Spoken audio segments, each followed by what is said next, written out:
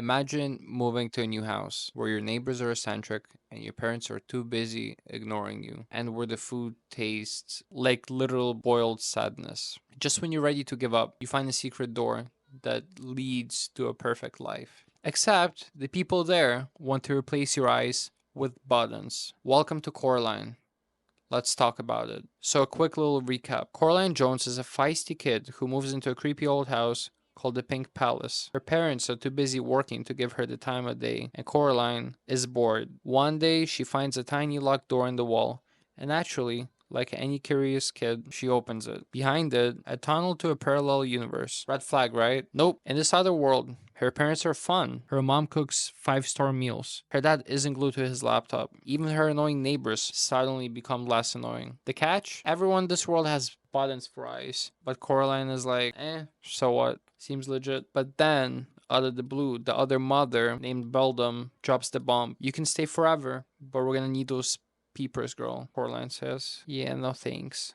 And tries to bounce. But the other world doesn't let go that easily. The Beldam kidnaps her real parents, turns into a full-on nightmare spider lady, and forces Coraline into a high-stakes game to win their freedom. Eventually, she outsmarts her evil mother, saves her parents, and literally slams the door in that creepy world for good. So Coraline is basically a PSA about appreciating your parents, even when they're serving sad dinners. Also, if you see a small locked door, maybe just don't open it. Button eyes or hard pass. This is Coraline, the stop motion masterpiece that's equal parts childhood fantasy and nightmare fuel. But why does this movie stick with us? Why do we still talk about it over a decade later? And what makes it so creepy? So magical and so unforgettable. We're about to dive in and uncover the secrets behind this handcrafted classic. First off, Coraline isn't your average animated movie with a bunch of CGI. This movie was built frame by frame, literally. Leica Studios went all in on stop motion, which means every character, every prop, every tiny sweater you see on the screen was made by hand. And get this, each second of footage of this movie took 24 frames. That's weeks of work for 1 second. Imagine spending a month animating Coraline opening a door.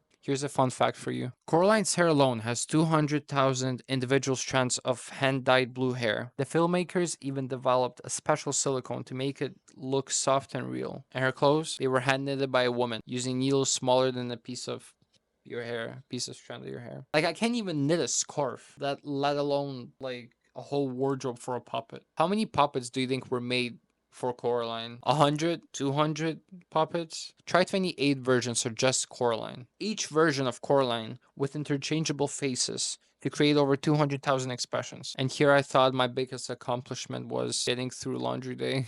Let's be real for a second. Coraline isn't just about like buttoning your eyes and seeing a whole different world. It's about feeling lonely and ignored and wishing for something better. Her real world parents are stressed out, distracted, and let's face it, kind of terrible at cooking. That boiled dinner scene, scarier than the Beldam, if we're being honest. But then there's the other world. It's shiny, it's perfect, and it feels like a dream come true. But there's a catch. It's fake. It's a trap. The movie brilliantly shows how chasing perfection can be dangerous and how real love, flawed, messy, and unfiltered, is what truly matters.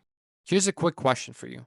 If you found the perfect world behind the door, would you stay? Be honest. Drop your answers in the comments. I'd be tempted by the other world's macaroons, so no judgment. All right, let's talk about the villain. Let's talk about her other mother. She's not a typical villain. She's subtle. She earns Coraline's trust first, feeding her, dotting on her, giving her exactly what she wants. But then the buttons come out. She doesn't just want to trap you. She wants to own you. She's like the original gaslighter, making you question what's real, what's safe, and what's worth fighting for. Another fun fact, Beldam's design evolves throughout the movie. Did you notice how she gets taller and skinnier, her movements sharper, her features more angular? That was a deliberate choice to make her seem less human and more spider-like as the movie progresses. And yeah, that final form, straight up nightmare fuel. I mean, I've seen some clingy people in my life, but asking someone to replace their eyes with buttons, that's like next level toxic. So what makes Coraline more than just a spooky kids movie? First, it doesn't talk down on its audience.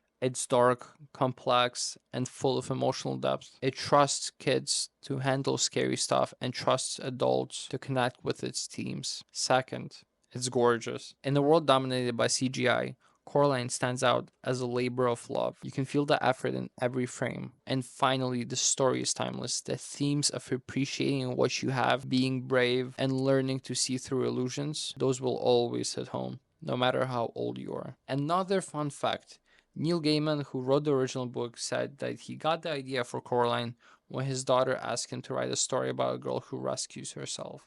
And that's exactly what Coraline does. No prince, no magic wand, just her own courage and cleverness. So to sum it up, Coraline isn't just a movie, it's a handcrafted masterpiece and a reminder to never trust someone offering you button ice. So the next time you're tempted to open the little door in your house, just don't. Thanks for hanging out with me today. Don't forget to like, subscribe, and drop your favorite Coraline moment in the comments. Was it the creepy button ice, the acrobatic mice, the weird neighbors, or that boiled dinner? Let's talk about it. And I just thought about it, and if this video gets enough likes, I might as well just knit my own sweater. Probably not. I can't even sew buttons. I don't know how I'm gonna do all that. But anyways, I'll see you in the next one. Bye.